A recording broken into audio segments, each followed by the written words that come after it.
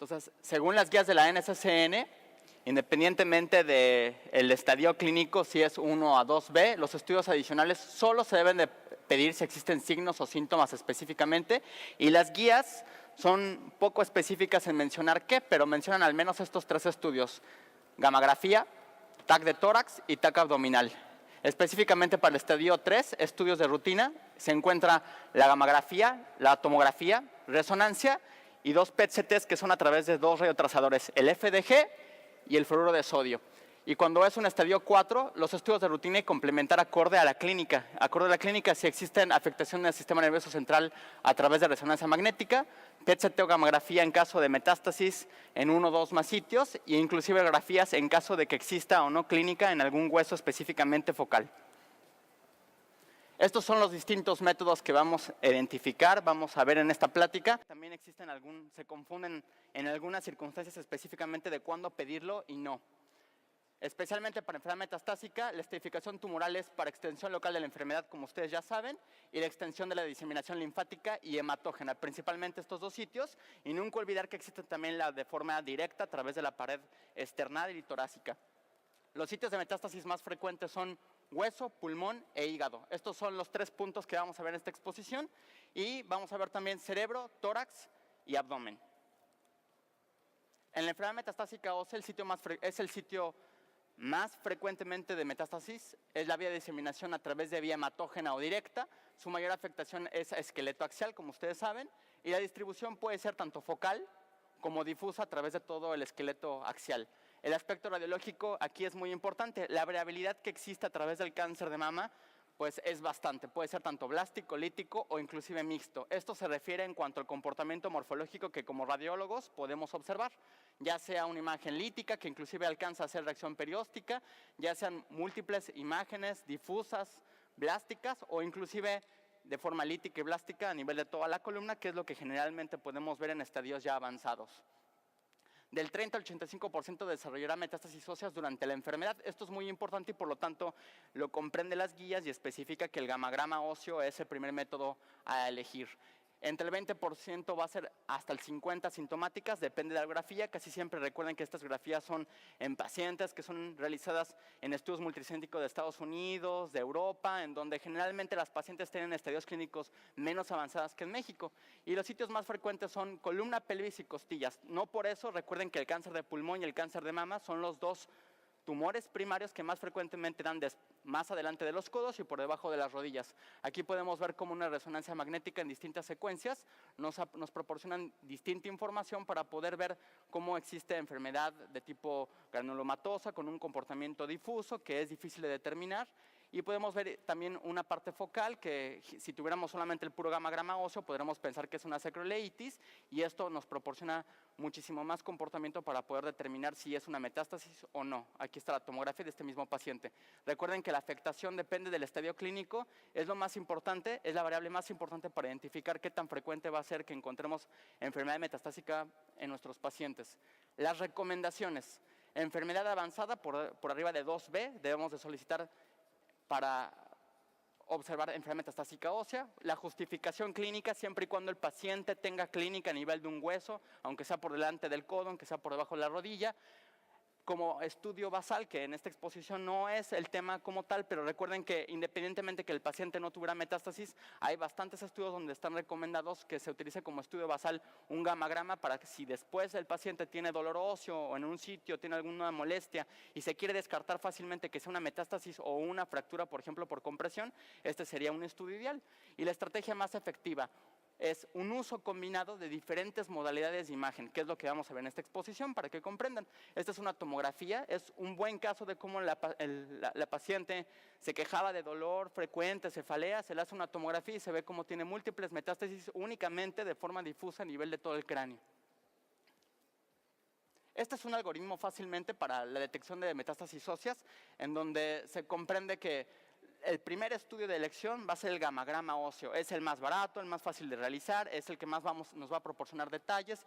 Si es negativo, entonces no tiene metástasis. Si aún así es positivo o negativo con síntomas, se le puede realizar una ecografía para poder identificar exactamente en qué hueso está el síntoma y si tiene o no detalles para pensar que tuviera colapso por fractura o una posibilidad de fractura. Recuerden que como radiólogos y como clínicos tenemos que también pensar que en este sentido en que las pacientes tienen más comorbilidad y que están sobreviviendo más tiempo de un año, entonces también pensar que si un paciente tiene una posibilidad de fractura a nivel de columna o de cabeza humeral o femoral, es posible hacer cementoplastías para que este paciente no tenga una fractura de ese mismo hueso. Entonces vamos a ver rápidamente. Son distintos estudios, entre ellos el tipo es gammagrama óseo y radiografía. La utilidad específica para cada uno de ellos es muy importante entenderlo. En esta va a ser detectar la respuesta blástica. Es lo más importante y quiero que quede como conclusión de esto.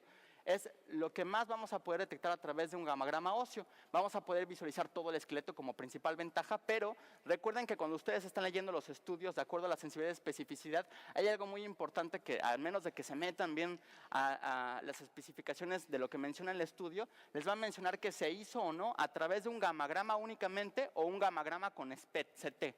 Entonces, en las recomendaciones de la JCCN cuando se realizaron, en ese tiempo no existían todavía tantos estudios de SPECT, entonces era un poco difícil delimitar y conjugar todos los estudios multicéntricos.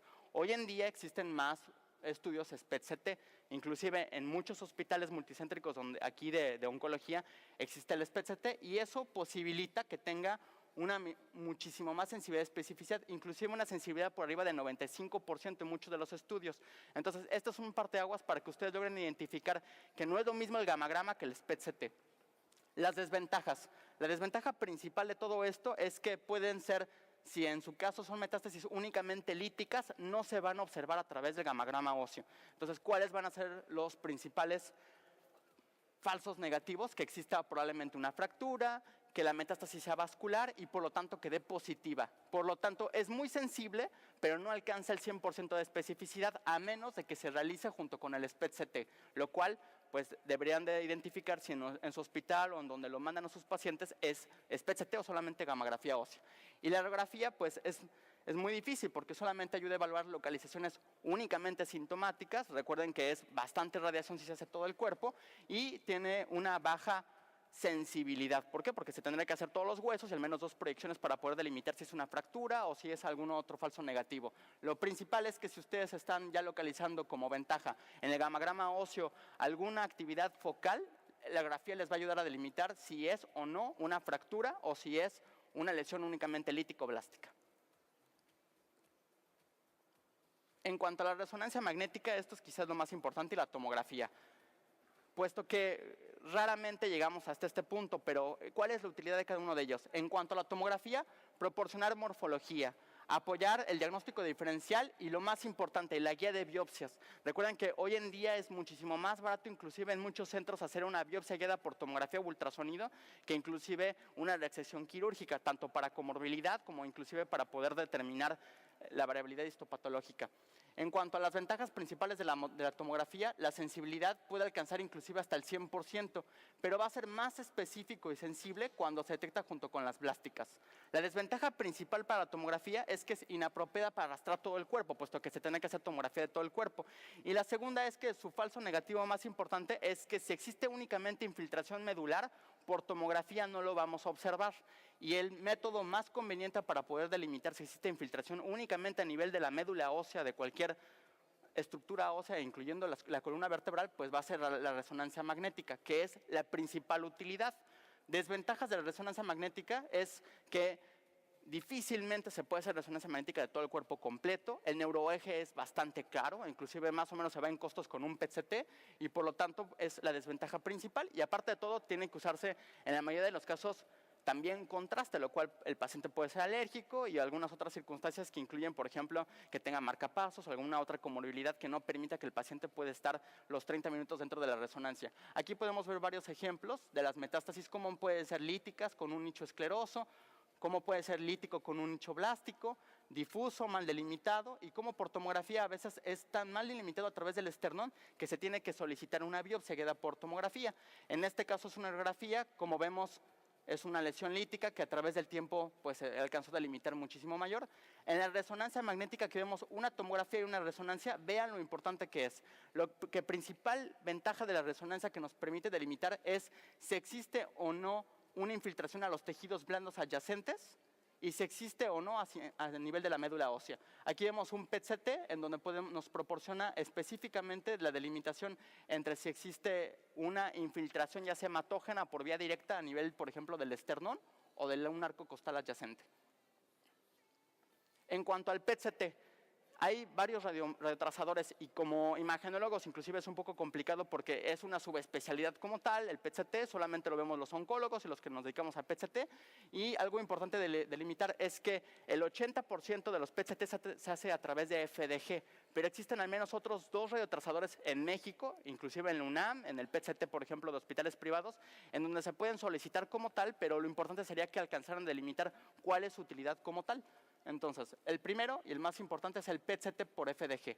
Lo más importante y la utilidad principal es que detecta células malignas en hueso y tanto en hueso como en médula ósea. Es decir, nos permite identificar con una mayor sensibilidad y especificidad si solamente está en la parte de la médula ósea y en la parte del periósteo, tanto del cráneo hasta abajo, que llega inclusive hasta las rodillas. La mayoría de los protocolos se hacen de cráneo a la bóveda del cráneo, hacia inclusive los tobillos, depende de los PET-CTs, y entonces nos puede ayudar a delimitar desde los tobillos hasta de la bóveda del cráneo. ¿Cuál es la principal desventaja? Que tiene baja sensibilidad.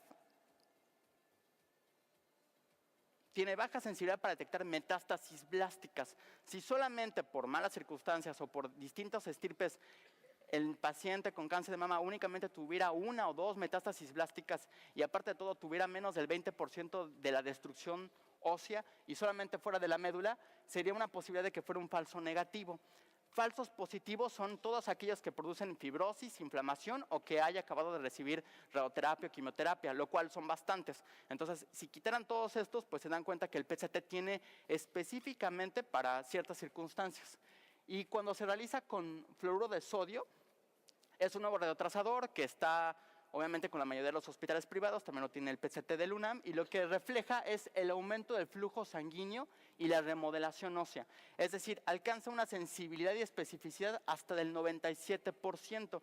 Recuerden, y ya de forma muy crítica leyendo los artículos, pues son pacientes muy bien identificados, son pacientes con alto riesgo y por lo tanto la sensibilidad incrementa más y la especificidad pues se vuelve más alta. Siendo críticos, pues es muy parecido al PET-CT con fluoruro de sodio con la glucosa. El problema es que tanto en México como en muchos países, incluyendo Estados Unidos, no se realiza de forma bifásica, es decir, o se usa uno o se usa el otro. Entonces, corremos el riesgo que si solamente se usa con fluoruro de sodio, únicamente identifiquemos aquellas metástasis óseas y no identifiquemos el resto de las metástasis que incluyen, obviamente, como ustedes saben, el hígado y el pulmón.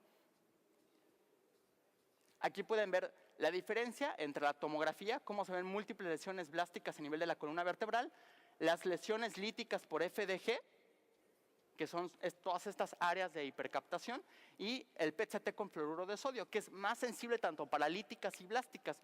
Y no solamente eso, que nos ayuda, sino que también se ha identificado que existe una mayor ventaja para poder observar la sensibilidad, incrementar la sensibilidad de si el paciente después de que haya sido radioterapia tiene o no respuesta al tratamiento únicamente a nivel óseo.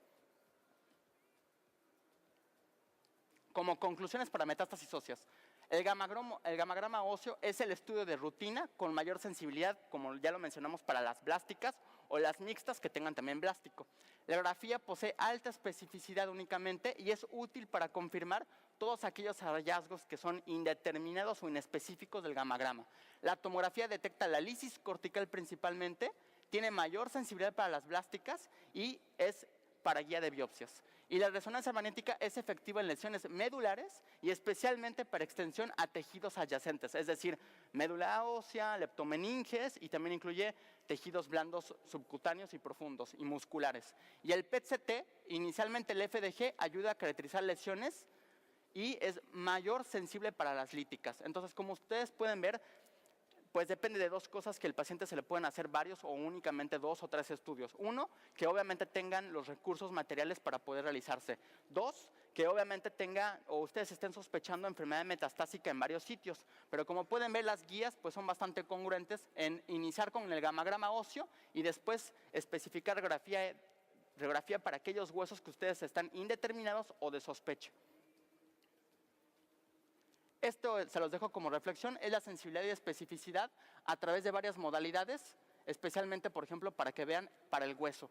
En cuanto al bone scan, en lo que refiere a las guías del NCCN, se refiere especialmente al gamagrama óseo únicamente. No mete como detalles el SPECT, lo cual entonces incrementa la sensibilidad.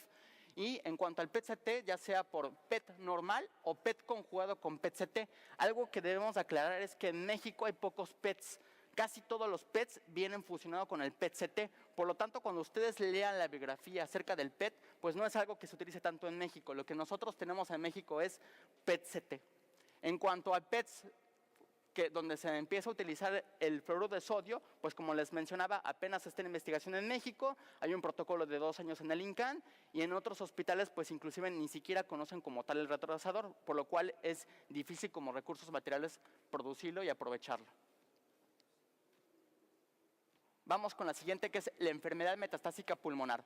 Entonces, recuerden, aquí la complejidad es la variabilidad que produce la enfermedad metastásica de mama. En cuanto a esto, tenemos 3 patrones típicos.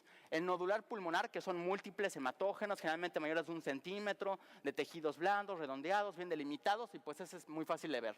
El más difícil es carcinoma linfangítico, lo cual puede pasar desapercibido como un patrón reticulonodular o reticular difuso, lo cual es inespecífico en una grafía de tórax, inclusive muchas tomografías de tórax sin contraste con otras patologías que incluyen fibrosis por quimioterapia, neumopatías crónicas intersticiales e inclusive neumonías. Y el derrame pleural, que en muchos de los casos así es como comienzan los pacientes, el nodular, que puede ser único o miliar, que es menor de 1 milímetro, endobronquial, implantes pleurales y también el derrame pericárdico, que como saben, tanto el derrame pericárdico y el pleural son el principal es cáncer de pulmón y luego le sigue de cáncer de mama para producir estos 2 tipos de enfermedad metastásica. Entonces tenemos la utilidad para cada uno de ellos. Vean, todas estas radiografías es enfermedad metastásica por cáncer de mama. Vemos el patrón hematógeno típico, un patrón retículo nodular. Aquí no se aprecia muy bien a distancia, pero es un neumotórax. Tenemos derrame con un patrón tipo de neumónico. Entonces, recuerden, ante la sospecha de que el paciente tenga una neumonía, la tomografía ayuda a caracterizar con mejor especificidad si es neumonía o es un patrón metastásico. Aquí algo interesante es que en qué circunstancias entra el PET-CT. Se ha visto que tiene una sensibilidad hasta del 100% en lesiones para el pulmón. El diagnóstico diferencial de la enfermedad metastásica intratorácica. Entonces, no solamente tenemos hematógenas a nivel de pulmón, recuerden que tenemos todos estos tipos de enfermedad metastásica. Una vez más, todos estos cortes de tomografía son distintas pacientes que tienen enfermedad metastásica que se comporta de distintas maneras. Y entonces vemos, algo importante con esta tabla es que alcanzan a delimitar cómo se puede confundir con falsos negativos o positivos cada una de las patologías. La tromboembolia pulmonar puede ser un embolismo tumoral, como este. La neumonía puede ser un patrón de espacio aéreo, como este, inclusive con vidrio despulido, con un derrame pleural sin vidrio despulido. Una infección atípica puede ser como un nódulo cavitado. El derrame pleural puede ser afectación pleural, ya sea inclusive por insuficiencia respiratoria, cardíaca o inclusive, como ustedes lo saben, por quimioterapia. Y el derrame pericárdico puede ser también por afectación pericárdica. Aquí vemos múltiples imágenes nodulares, derrame pleural que puede ser focal, el derrame pleural con una zona de consolidación, las zonas de neumonía que parecen que son de vidrio despulido, y todas estas fueron corroboradas como enfermedad metastásica a nivel intratorácico. Aquí tenemos algunas imágenes a través de PET y PET-CT con su fusión. Entonces vemos aquí la TAC y la fusión del TAC con PET-CT. Vemos cómo los nódulos, a menos de que sea más de 1 centímetro, alcanza la suficiente sensibilidad y especificidad del PET-CT. Entonces es un error solicitar un PET-CT cuando únicamente tienen un patrón de tipo neumónico o derrame pleural. Únicamente se ha identificado que el PET-CT tiene adecuada sensibilidad y especificidad cuando tienen un patrón nodular mayor de 10 milímetros. Ahí es cuando mayor sensibilidad tiene el PET-CT para describir o no si es benigno o maligno. Entonces aquí vemos otro PET-CT en cómo tiene afectación pleural, inclusive hacia el nivel de la cisura, y un nódulo que parecía sospechoso a través de tomografía y que se corroboró por PET-CT. Vean cómo por PET-CT se puede delimitar si tiene afectación pleural o no. Como conclusiones, la radiografía de tórax puede ser útil, pero su especialidad en pacientes con síntomas. Entonces recuerden, ni las guías y realmente tampoco se ha comprobado que sea ni sensible ni específico suficientemente como para poder pedirse. Y la tomografía detecta múltiple enfermedad intratorácica y tiene alta sensibilidad, pero algo muy importante que no refieren las guías es qué protocolo y con qué tipo de cortes y si se hace o no contraste. Entonces, cuando ustedes lean los artículos van a poder identificar que existe un problema con la radiología, que a menos de que se metan mucho a leer en cuanto a las guías, a qué se refiere, se darían cuenta que especialmente se refiere a un protocolo bifásico, es decir, que sea arterial y venoso del tórax, abdomen y pelvis, que sean cortes finos. ¿Eso a qué se refiere? Que sea de 3 milímetros por debajo y que sea con contraste. Es decir, cualquiera de estas tres circunstancias, si faltan o son menos, significa que va a disminuir la sensibilidad de especificidad. En México el error más frecuente es que se sigan haciendo tomografías para protocolos oncológicos mayores de 5 milímetros. ¿Eso qué trae como consecuencia? Que si es mayor de 5 milímetros nuestros cortes no pasan desapercibidos todos los nódulos menores, inclusive de 5 milímetros. Entonces disminuye la sensibilidad y por lo tanto la especificidad. El PET-CT con FDG puede apoyar en casos indeterminados o alta sospecha sin evidencia de anormalidades por TAC. Casi siempre la tomografía cumple con la suficiente especificidad a nivel intratorácico para no necesitar una tomografía y saber si es benigno o maligno. Y cuando existe obviamente la parte indeterminada, entonces les dejaría esta reflexión. Al menos en México, el costo del PET-CT en muchos de los lugares supera el precio que se hace una biopsia guiada por tomografía por un radiólogo. Entonces, esto es interesante. En otros países donde una biopsia guiada por tomografía por un radiólogo es más cara que un PET-CT, pues ni siquiera lo ponen o lo contemplan en las guías. En México, pues es algo interesante. Hacer una biopsia, pues en lugar de un PET-CT, les deja muchísimo más especificidad de qué es lo que tiene ese paciente. Y la enfermedad metastásica hepática. Entonces, vamos a ver, del 55 al 75 positivo en pacientes con autopsia, se ha visto que tiene metástasis en el hígado. Asociarse a hepatomegalias y pruebas de función hepática alteradas. Vías de diseminación tiene todas estas, entonces es igual que el pulmón. Es muy variable la enfermedad metastásica y las vías de diseminación. El más frecuente es en la vía hematógena, hasta el 70%, en muchos de los artículos en donde se ha encontrado. Pero recuerden que también tenemos por vía linfática, la transcelómica y la biliar. Entonces, el cáncer de mama es uno de los pocos tumores que produce todas las vías de diseminación y estas incluyen obviamente estas vías de diseminación al hígado. Los objetivos de las pruebas de imagen es detectar y caracterizar. ¿Por qué? Porque en algunas ocasiones por ultrasonido no es tan fácil detectar si es transcelómica, es decir, si es un implante a nivel subcapsular o si es una metástasis únicamente hematógena.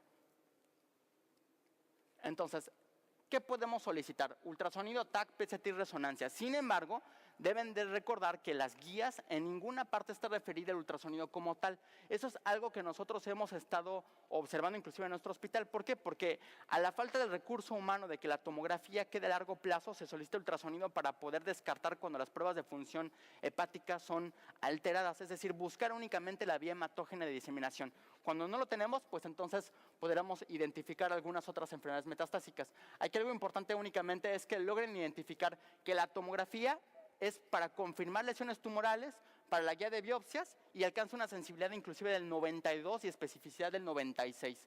También el PET-CT y resonancia. Aquí les dejaría algo muy interesante.